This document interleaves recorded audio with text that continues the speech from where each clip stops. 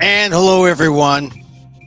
Hey, I told you I'd be back. I'd be back. I had to find my Swisher. You can't do a talk show without a Swisher. I got one. You found us again. Emil Amok. Emil Amok Guillermo. This is my Emil Amok's Takeout. My takes on all things considerable. Welcome to our soiree, I guess. It's our talk show, our thing we do. We call it a secret talk show, but really it's just a talk show that no one listens to. It's not secret at all. You can find us on YouTube. You can find us on Twitter. You can find us on Facebook. We're out there. But I'm the former talk host, I'm still a journalist, but former talks.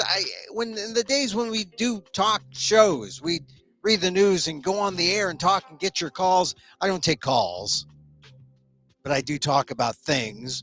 I'm a little discombobulated somewhat because I had a medical appointment. And I'll talk about it only generally, but thank goodness it's not serious. Thank goodness I'm not sick. If you're sick, oh my God, the medical situation in America is so terrible in terms of getting people you can trust, people you can communicate with, people that you can go to and say, hey, I have something here. Can you fix it, doc?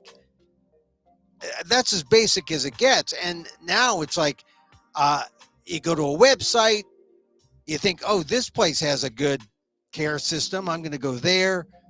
And then they make it sound like, oh, they're going to take care of you. But you really talk to someone who is an appointment specialist.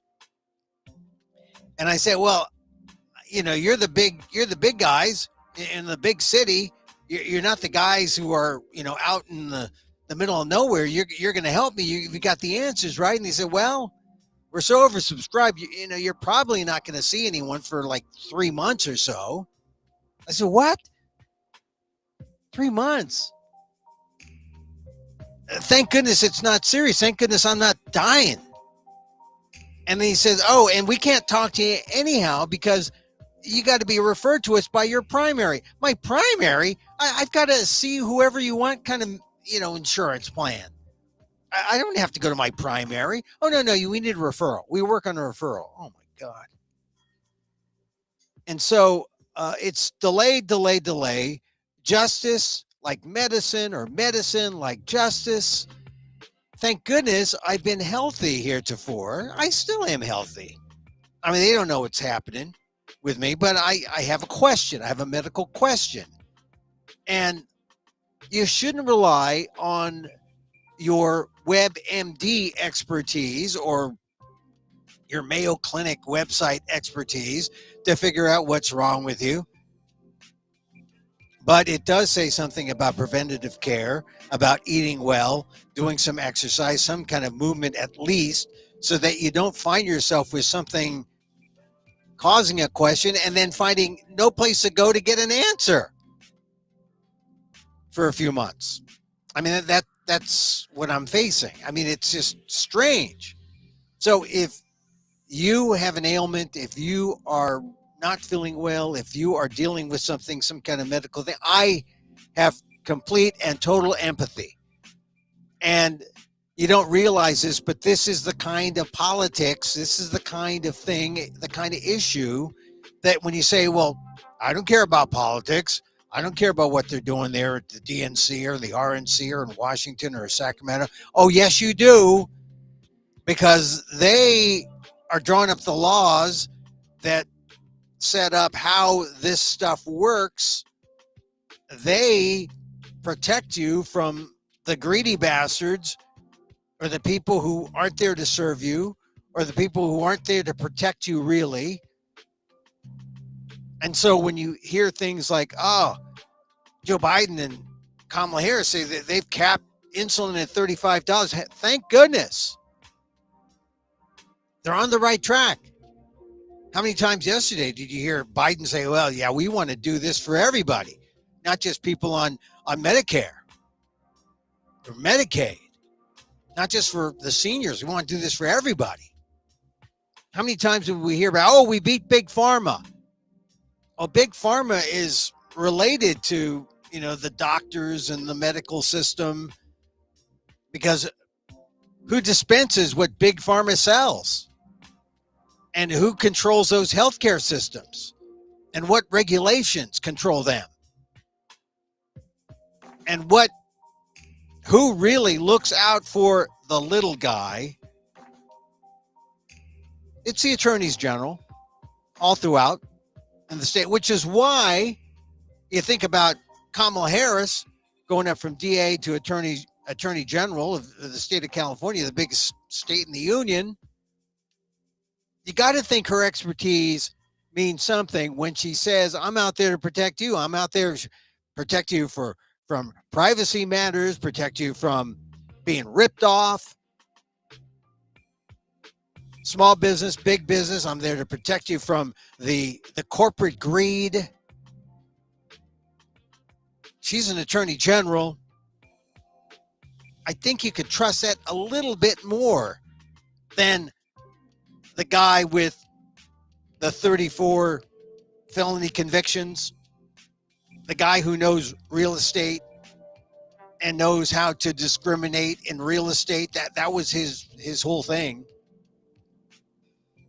The guy who knows big business, but not the little guy, not the consumer. So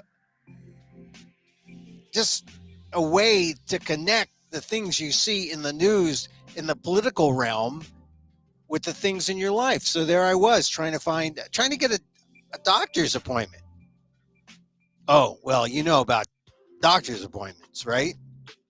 You know about Obamacare. I mean, they shouldn't really call it Obamacare. Now it's just, this is healthcare in America provided by the government. It's not socialized medicine. It's just there to make sure that people who are uncovered are covered.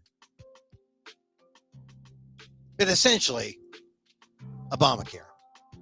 Thank goodness. I mean, that's one of the things you got to, how did we get that? We had the right people in the right places, and we got that through, which is why you don't just need the president there on your side. You also need the House and the Senate. If you're going to create a kind of mandate for these things that you and people like you want and desire,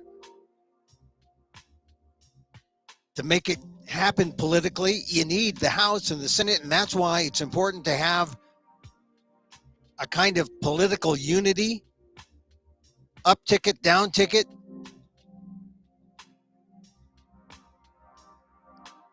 And I know we live our lives, and sometimes we don't pay attention to these things in the RNC and DNC. But all it takes is something like, oh, I got to make a doctor's appointment. How does that affect your life? I found out today, if I want a doctor for this minor thing that I have,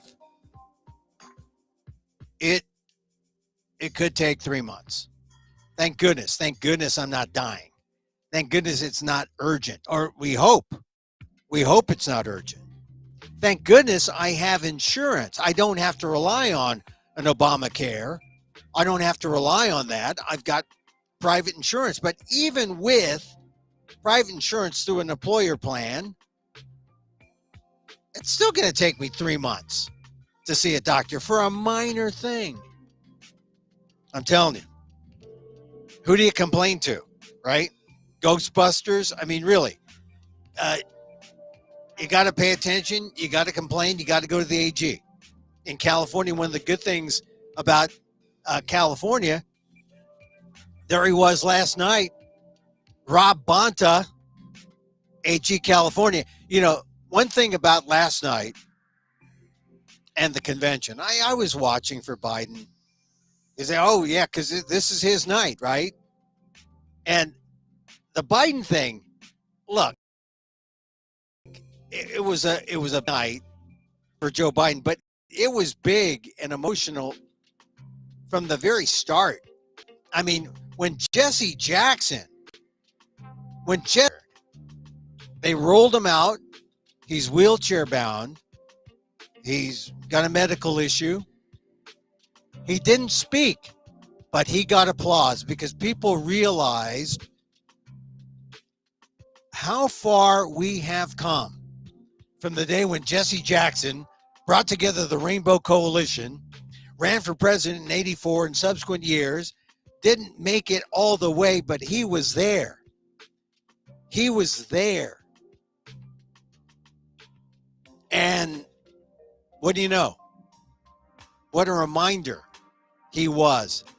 How far we have come from the 80s, the mid 80s. There's a reason for all the exuberance. And we had it last night from the moment when they played Beyonce's song and Vice President Kamala Harris comes out like she wasn't supposed to come out on day one. Hey, look, this is like the wedding day. I mean, this is like a wedding. You're not supposed to come out on day one. Oh, no. They come out on day one now. She's going to appear on Thursday. But she came out and the house came down. Look, I've been to conventions. I've been on the convention floor for historic moments. For Obama when he was in Denver and got the nomination. For Clinton when he got the nomination in New York. Bill Clinton. And you're on the floor and you just know it's a turning the page moment, right? When Clinton won and that was it for the Bushes, the Reagan-Bush era. You knew that that's what Clinton represented. And for Obama, the first African-American male, first biracial candidate, you knew that was something. I didn't want to go this, I should have, but I didn't want to go because it's all TV, right? It's a TV show. But, and you can get some of the feel from when, you know, they go wide and you show the people in their banners. That's exciting. But when you're there, oh my God, and you feel it, it's like being in a live show, being in a live theater event. It's something. So when Kamala Harris came out and said, this is going to be a great week, oh man, she brought down the house. No one was expecting her. And, you know, this was after we had the Jesse Jackson moment. After we had that moment of, you know, something special is happening this week. And then she came out and confirmed it. Yeah, something special is happening. And then she said,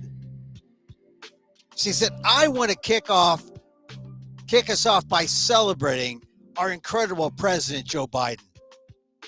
And this was in prime time. And this was good because Joe was getting mentions. You got to hear it from her. She thanked the president for his leadership, his lifetime of service, which includes stepping aside more than 4 weeks ago. And she didn't have to mention it because we knew, but you know, that's what everyone was thinking.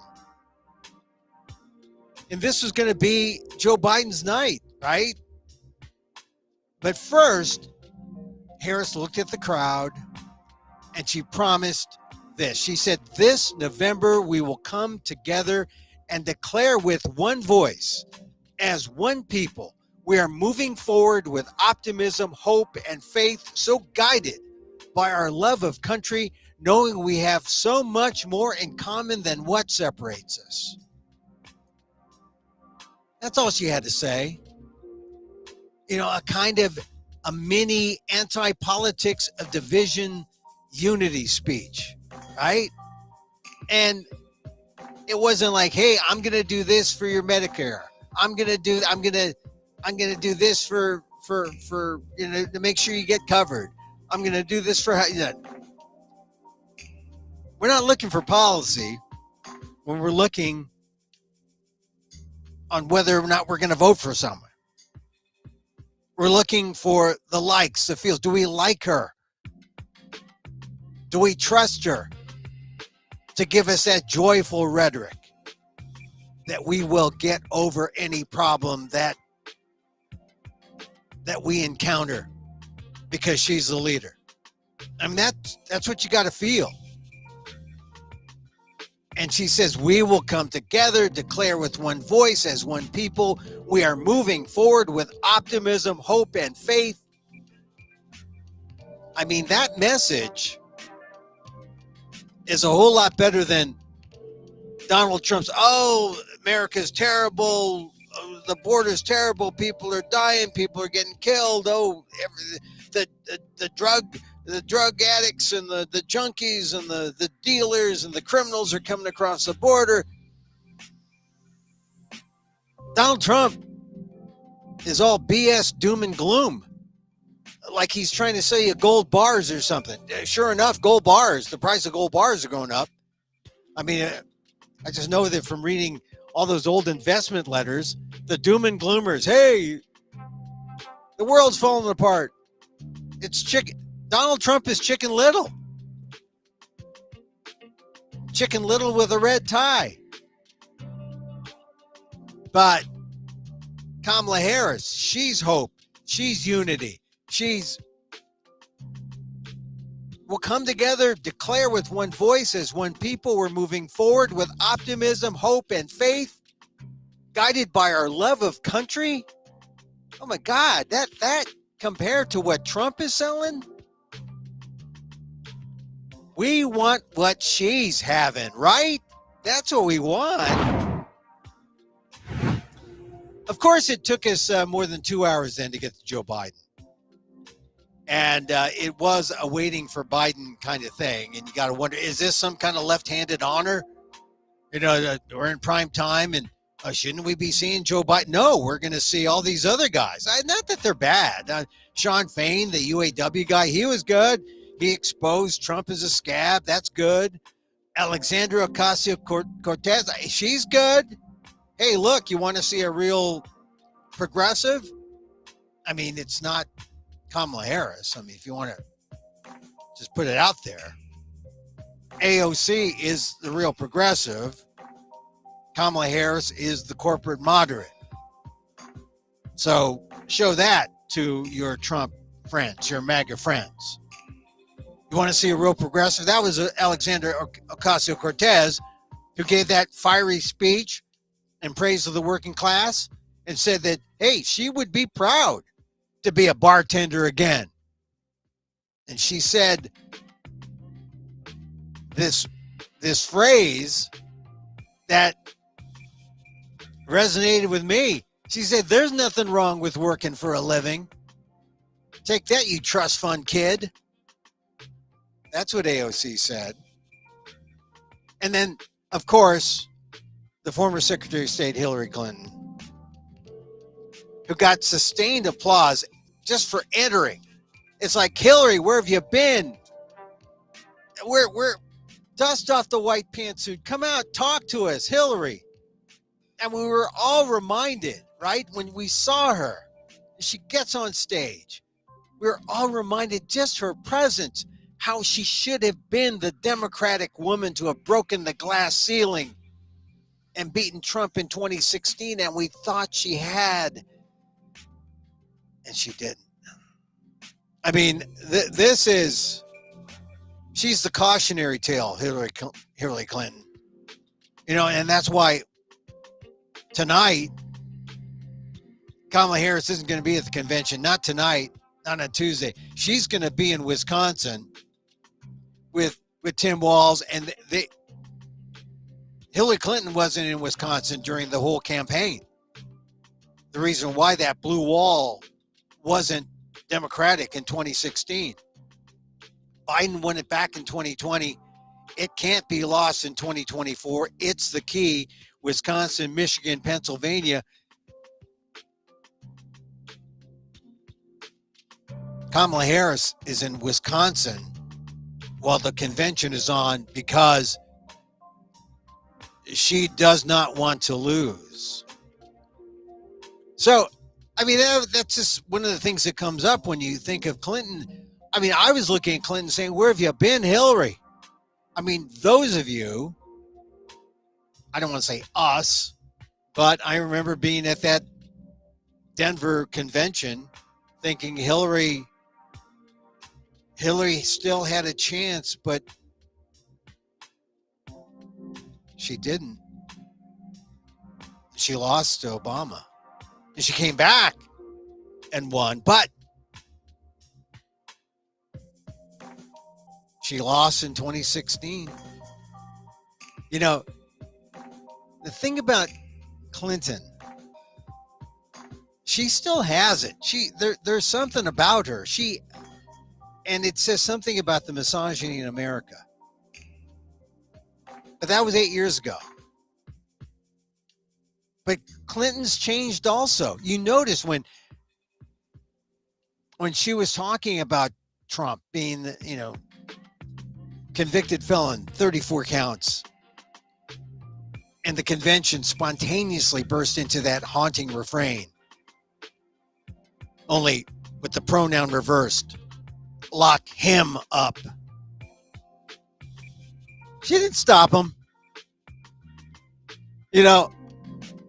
Part of me said, hey, keep it classy, Democrats. But part of me also said, yeah, Hillary could approach it with a benign hand and say, yeah, you want to say that phrase, say that phrase. I think she was enjoying that moment. So Hillary was worthwhile. She backed Harris. She reminded us of what should have happened when that glass ceiling was approached 2016. It should have been broken. But, it's Biden's time, right? When was Biden coming out? We saw other speakers, some good speakers. I mean, Warnock's a good speaker. Jamie Raskin's a good speaker. I mean, they're all good speakers. But, political conventions are really TV shows. And Joe Biden didn't even make prime time on his own night. On the West Coast, maybe. But in the East Coast, where all the people are, he was on after the late news. Or where the late news would have been. I mean, it's really the way the last 5 weeks have gone for Biden. Wrestling with the notion that he's past his prime. Or maybe the lateness was intentional to show everyone, all his detractors, the ones who definitely pushed him to the side, that a Joe Biden in full could still go nearly 50 minutes at the top of his game. So after an emotional introduction from his daughter, Ashley, he's still my best friend, she says of his dad, or her dad. And Biden was wide awake for this moment, setting the record straight about what he's done and what he's yet to do. It was a nice phrase. He said, with a grateful heart, I stand before you now on this August night to report that democracy has prevailed. Democracy has delivered, and now democracy must be preserved. A nice triplet there. High five, Joe. That was good. Democracy prevailed. Democracy is delivered. Democracy must be preserved. For any doubts about the strength of our nation as a global leader, there was Biden lashing out at Putin by name. He thought he'd take Kyiv in 3 days, not 3 years. And then he declared the big cheers. Ukraine is still free. You got to mention Ukraine when you can. It's the big story that everyone wants to ignore. And then there's protesters on the street on day one. And Biden wasn't afraid to mention Gaza, how he's trying to get a ceasefire in his remaining days. And every time we hear a news flash, it looks like this is maybe the best opportunity. But you have hope for a ceasefire. And of course, his best shots were saved for Donald Trump, the man who, as Biden said, promised infrastructure, but never built a damn thing. Oh, right? I mean, that's what Trump builds, his own ego. And all the while being the man who would destroy our nation. He'll be a dictator on day one. His words, Biden said, this sucker means it. Oh, he said sucker with a kind of zeal. I mean, this is as close to an ad hominem attack that you'll see Biden engage in, calling him a sucker. That sucker Trump. Of course, on border policy, we know, and Biden recounted, Trump killed the strongest bipartisan border deal in the history of the U.S. just so he'd have something to run against, just so that Trump would have something to say. And as Biden said, a typical Trump, once again putting himself first and America last. I mean, it was an energized Biden. He stumbled a couple of times, but no one cared. He laughed it off. We did too. Unlike the last few months when each word was scrutinized through an ageist filter. Oh, he's not good enough. Oh, he can't do it. Oh, he can't handle it. But here was a functional and powerful Biden about to let it go. You know, did it make you wonder a little bit that if this Biden had appeared at that June 27th debate, we'd be having a totally different convention this week? See, I had that feeling. I said, God, if this Biden had showed up, the one that was supposed to be, I mean, we'd have the convention that we expected, that was expected to be, instead of one that was probably meant to be. I mean, because that's the thing about Harris. There's an undeniable force happening in our country that Trump tries to deny, that even mainstream politicians on the good side tried to deny. But you can't any longer. It's young, it's multicultural, it's multiracial, it's diverse, it's got energy. I mean, could Biden really have commanded the same kind of love in the room when seemingly the only ones who wanted him to run were his opponents? I mean, really? I mean, there was love in that room last night for Joe Biden, but only because he said he would leave, and not because he said he would stay. Hey, that's how quickly politics changed in 2024. Everyone flip-flopped. The good flip-flop. That's what it was. The good flip-flop.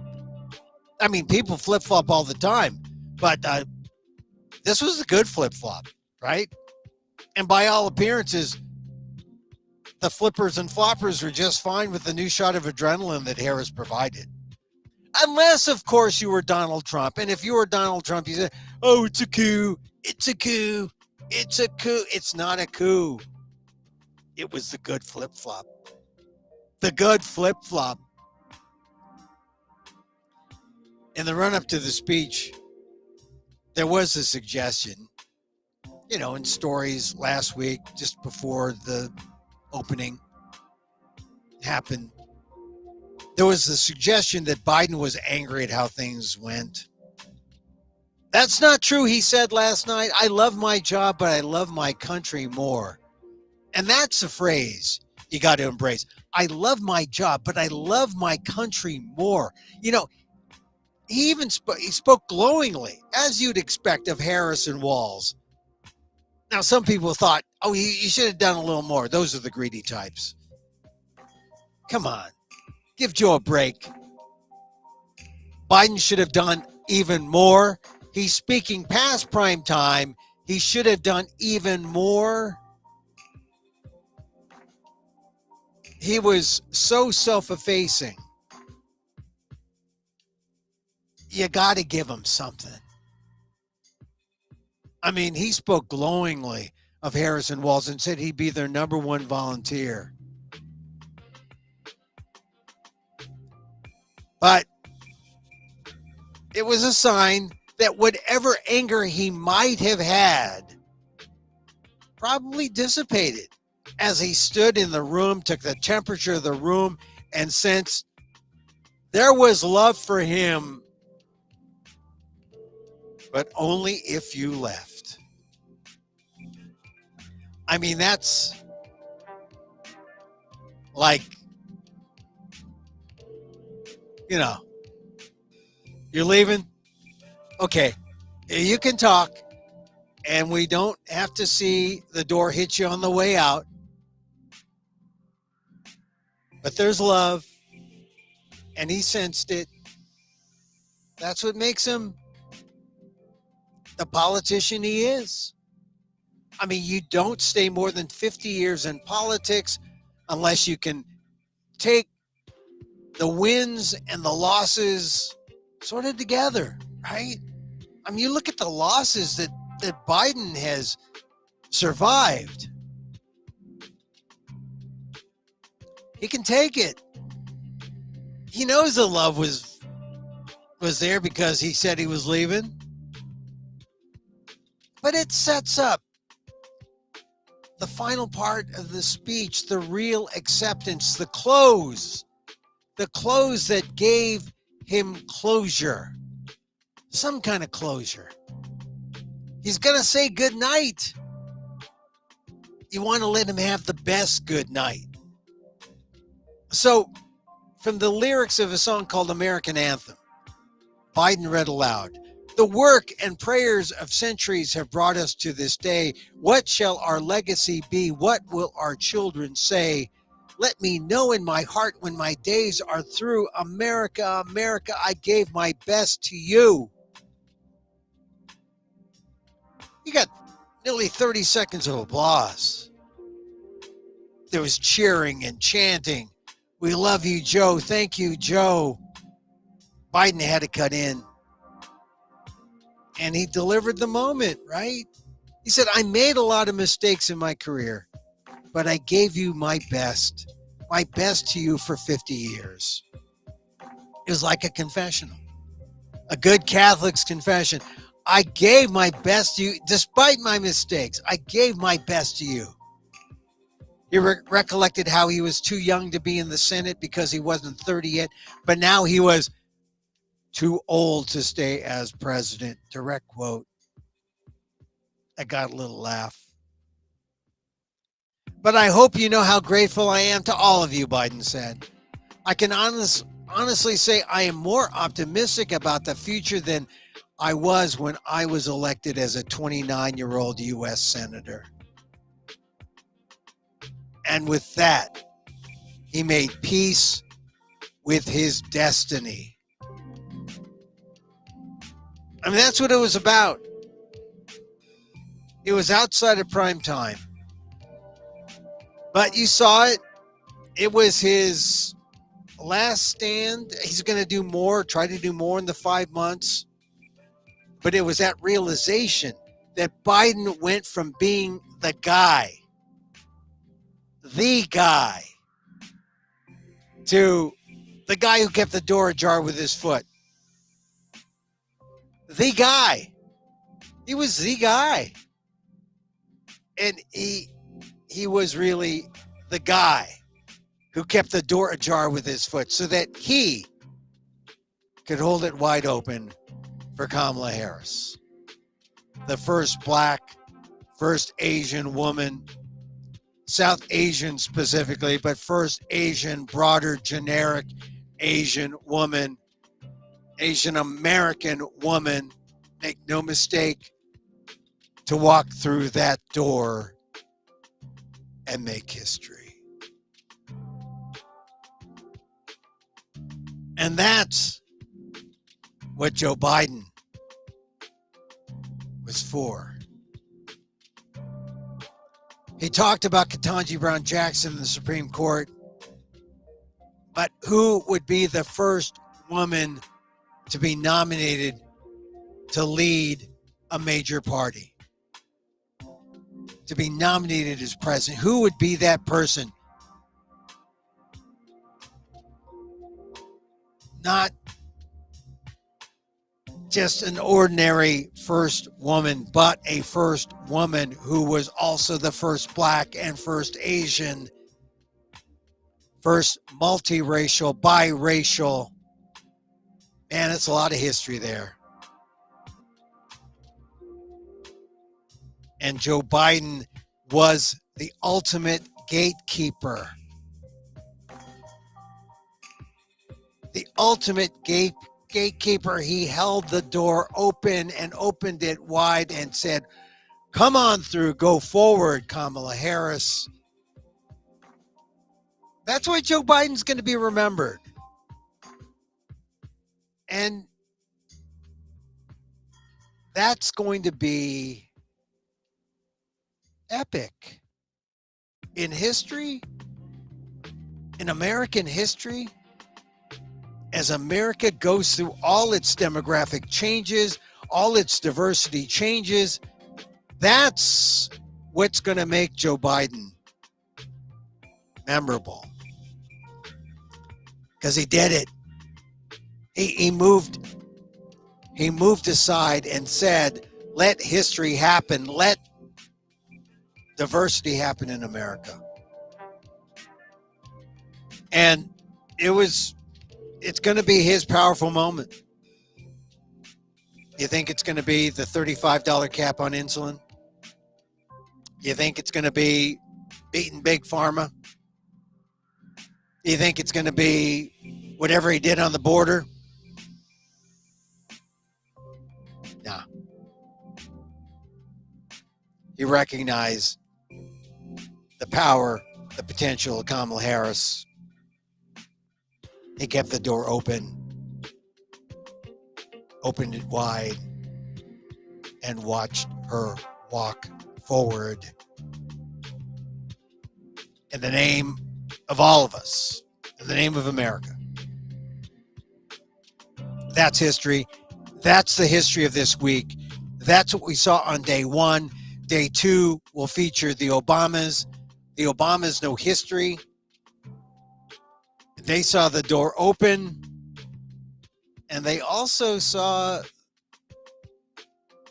when they handed the keys over to Donald Trump, they saw it shut. And they saw it go through the change. And we had to live through that. And we had to be good with that. And we had to work through it. And now that we saw what Donald Trump could do the first time, we had Biden and Harris come in. And now for a second term, no, we saw Biden open the door for Kamala Harris. And now it's up to Harris to say no to another term of Donald Trump. And you saw that clear in all the speeches last night on day one. Country can't afford a second round of Donald Trump. But it's ready to see what a Kamala Harris administration can do. And this is kind of exciting. And you wonder, because this is a complaint lodge, hey, she's not giving enough interviews. Oh, she's not talking policy enough. And I don't think it matters quite yet right now. I don't. I mean, you can get bogged down with policy. But if you want to talk policy, then let us not ignore 34 felony counts on the other side. Let us not ignore all those outstanding cases that have been held up because of some bureaucratic thing, because of judges who are handpicked by the Trump administration. Let's talk about that if you want to talk policy. And besides, we do know where a second Trump administration is heading with Project 2025. Someone mentioned it yesterday. Someone mentioned how it was an attack on all the people who work in government to make them all sycophants to Donald Trump. I mean, if you've worked in Washington, you know there's a difference between a guy who is your boss and, if you're in the government, a person who's working in government who is not political, who is not a political appointee, who is not beholden to your boss, because you know there are people in Washington, and I work there. If you work in Washington, you know if there's your boss, when he says jump, you say how high. When it rains, you're there with an umbrella. If you're with the government, you have a little more distance, and you could do the right thing. If you take that away and you allow government workers to be removed for whatever reason, to make it an appointed position, you serving at the pleasure of the president, there's your de facto dictatorship enabled. By a few right moves, a president is empowered to go beyond the Constitution. That's Project 2025. That's something we don't need. And that's why at the end, this is an anti-Trump convention. And you see Republicans coming in, joining in, saying, hey, I know the real Donald Trump, and we can't have a second administration led by Donald Trump. That's why tonight is interesting. It's not just Obama, it's the combination of Obama seeing the new America, seeing where America is going, and combined with Republicans who are never Trumpers who say we don't need a second Trump administration. We don't need it. What I find interesting is that even the Obamas are, you know, look, I mentioned AOC earlier, you know, speaking for the working class. And I know people on the right, the MAGA types, want to label Kamala Harris as communist. She's not communist. She's not even all that progressive. But compared to Donald Trump, she's progressive because she's for freedom. She's progressive because she's for a woman's right to choose. She's progressive because she is reasonable and fair. But she's not a communist. I don't say AOC is a communist, but she's further left than Kamala Harris, further left than even Barack Obama. I think there's some things they can share, say some views that are left, but for the most part, the Obamas and Kamala Harris are centrists. They're in the middle. But the one thing that you can say about them, if that somehow is offensive, to say they're middle, they're centrists, the one thing you can say about them is that they are fair. They're fair, and that's something you're not going to find among the MAGA types, among the Trumpsters, among Donald Trump himself. He's not fair. Kamala Harris is fair. She was an AG. She'll prosecute. She'll prosecute on your behalf. And if you got a mild disagreement, you'll live with it because you say, consider the alternative. Donald Trump, I don't think so.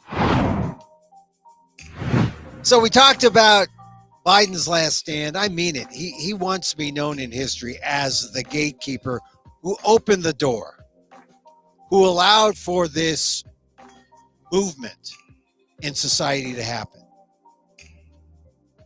The diversity, multicultural notion of an America, a new America going forward. That's something that a lot of people want to like disavow, say, hey, look, we're all colorblind. Look, this is the reality. The reality is we've got these young people, Gen X, Gen Z. We've got people who don't remember things in a previous generation, 2 generations. Now, if this happened in my household, someone talked about a slide rule. A slide rule. And some very smart people, those in their 30s, didn't know what a slide rule was. Unfortunately, or fortunately, this is why Google was made. So you can see, oh, slide rule. Generational. You kind of need Obama and Biden to kind of show that we got a multi-generational force going on in diversity. Grandpas, pas, sons and daughters going forward. Kamala Harris, blended family, all these newfangled kind of families. It's America. IVFs. I mean, it's just, you're not seeing that on the other side. It makes the decision of who to vote for a whole lot easier, I think. Don't you think? I think. So Obama's here tonight. Let's see what he has to say. Let's see how he brings back 2008. I remember when I went to the Obama inaugural, I thought I had to be there because this was going to change. I thought it was going to change the United States. Well, it sort of did and sort of didn't. Not radical enough, but he did what he could. Hey, look, I remember at the time, the bank crisis, the bank loan crisis, the mortgage crisis, people in the Central Valley in California and all other parts of the country were underwater. What saved people? But the HAMP program that Obama had, a lot of people were underwater because the bankers took advantage of the middle class. That's not going to happen this time, but thank God Obama had the HAMP program. Thank God Obama was able to pass health care, the affordable health care. Still under the gun by Obama folks, or by mega folks, but still afloat. And I bring it up. We'll close with this because healthcare. You think that it's not that important, but like I said, I started this show about a health issue that I have, trying to get a doctor. I have insurance. It's still hard for me to get the care I need because there's a wait. They say, you might get an appointment in 3 months. Oh, you need a referral. I got the good insurance plan. I don't need no, you need a referral. Oh man, the bureaucracy, because there's a shortage of doctors. To stay healthy, if you want my advice, go vegan. Put better food in your body. Go vegan. Be preventative. You'll feed 2 birds with 1 stone, as the animal rights people like to say, because not only will you be taking preventive measures in terms of your diet, by going vegan, you're good for the environment too, and good for the animals. Hey, it's a triple threat. Go vegan. Because my experience today, trying to get a doctor, thank goodness I wasn't dying. Thank goodness. I know what dying is. Have you seen my comedy act? I know what dying is.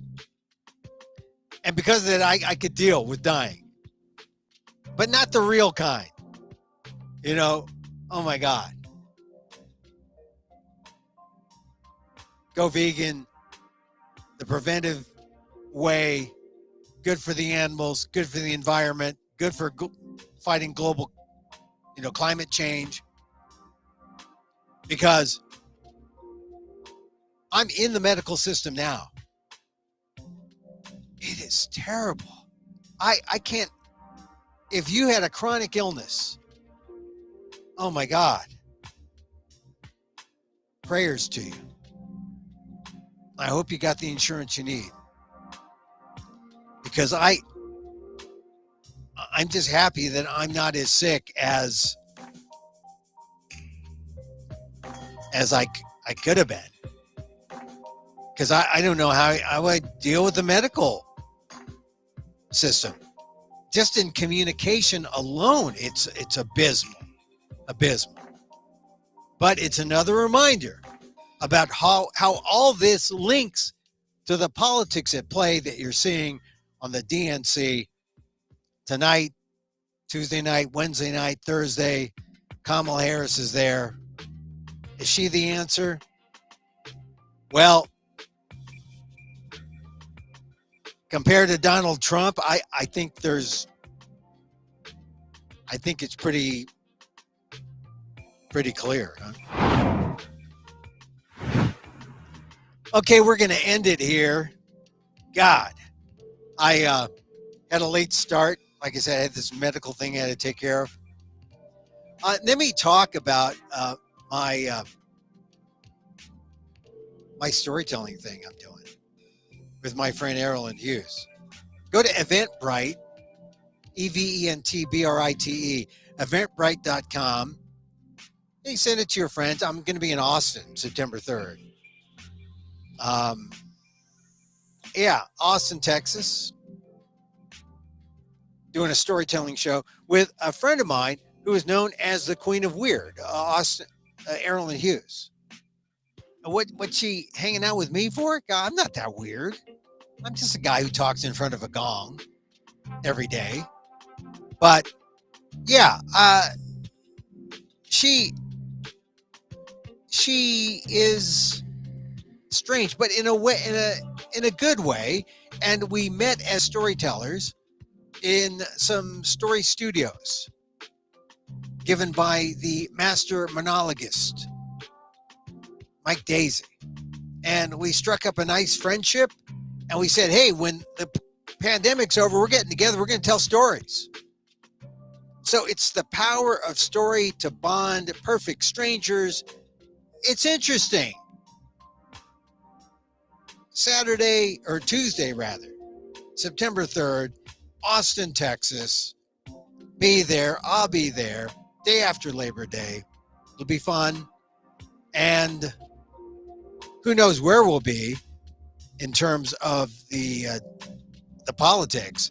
Actually, I think the first debate is happening, within a week. So things will be really hot between Harris and Trump, especially in Texas. But this is not a political rally. It's a storytelling show. So check it out, Eventbrite. It's September 3rd, EVENTBRITE. Donations, 25 suggested, but no one will be refused. No one will be refused. But check it out. It would be great to see you. I am doing, well, I always do some meditation. I believe in meditation. And I swear, if it weren't for meditation, I'd lose it. And I lose it with meditation, but because I'm dedicated to practice,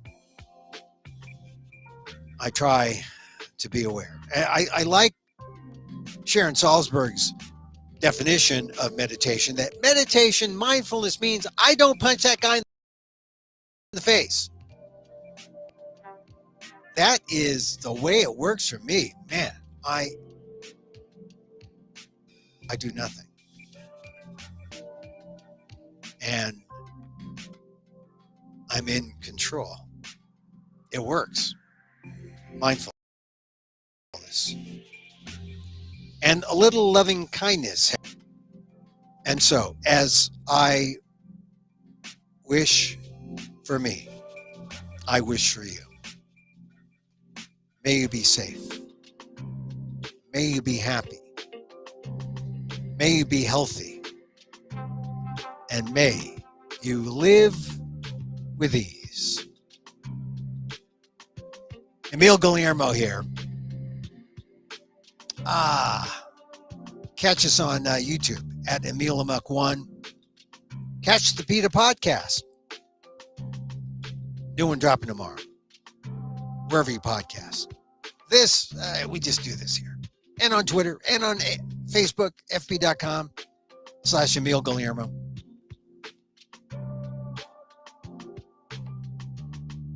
Obama's tonight. I'll give you my reaction tomorrow. Till next time. Mahal.